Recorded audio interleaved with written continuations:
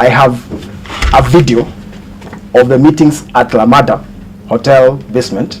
If Your Honor, with your assistance, I would want to play, because it would assist all of these things they are trying to investigate, the video of the meetings, because it would prove that a member who works for my bosses has actually threatened the life of the Deputy President.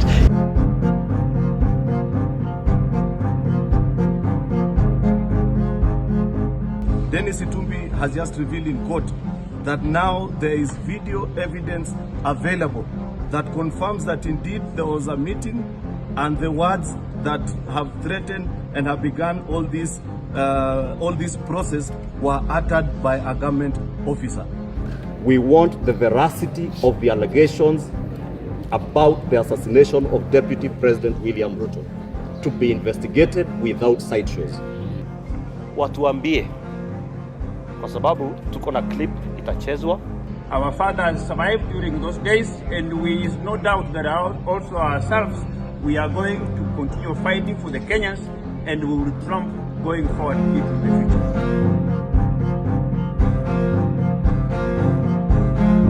So we've asked for independent help, and I think that also brings confidence in all the parties who are involved, because some of us have been accused of favoring one side over the other, and we hope that we will get a report from the FBI,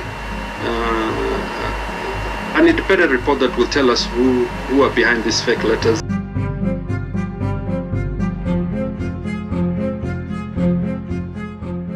Let me just do some disclosures. One, this whole meeting of Mada, including the choice of Mada Hotel, I am the one who initiated it. And Senator Matang is my witness. You're the one who initiated this meeting? Yes, because I was a coordinator on development matters for our region. Much so the same way that I know that Senator Cheriot and the Rift Valley professionals, CSs, PSs, politicians meet at Weston or in Karen. It's the same thing. If you have a problem with government, you deal with it internally. You don't come to a podium and attack someone. The people who do that, they are the opposition. If you're in opposition, you're allowed to go to a podium and attack the government. We are really credited with some intelligence, but we have some brains, better than what we are hearing. And it's unfortunate that our country can occupy space of media talking about imaginations. Na chama mwenyewe anajijua, kama vile juzi mlisikia akisema ya kwamba ako na brains. Na ndio tunataka tuambie tunajua zaidi na tutasimama imara. Mfunge watu wangapi, mpangie watu wangapi, mshike watu wangapi. Mimi nataka niwaeleze hatuwezi kusimama ama kusimamisha maono yenye tuko nayo.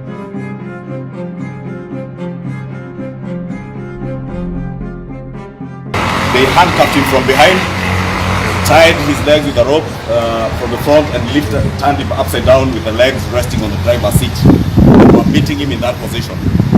He had about 2 or 3 handkerchiefs, according to him, stuffed in his mouth and sellotaped so that he doesn't scream. Therefore, as a result of the pain, he blacked out at some point, and he doesn't know for how long. But he was being driven around in that premier that abducted him. He says he overheard them asking for the logistics people to send double cabs. And indeed he confirmed, because at the time he was being dumped, he was conscious. They dropped him and they had 2 double cabs, a black one and what seemed like a whitish double cab. At the time he was being abandoned, wherever he was abandoned, somewhere he says he must have been in a quarry, because he walked for some distance to find the border guys. Ni jambo mbaya sana kama tutatumia askari polisi kuumiza wananchi wasio na hatia eti kwa sababu wako na maoni tofauti ya kisiasa. Kila mmoja wetu ako na haki ya kuwa na maoni na kuendesha hiyo maoni iwafikie wa Kenya kila sehemu. We want to ask President Kenyatta, please don't allow the ills and the atrocities that happened during the reign of Kenyatta 1 to happen during Kenyatta 2. it will be very sad if the bad legacy of President Jomo Kenyatta will be the legacy of his son.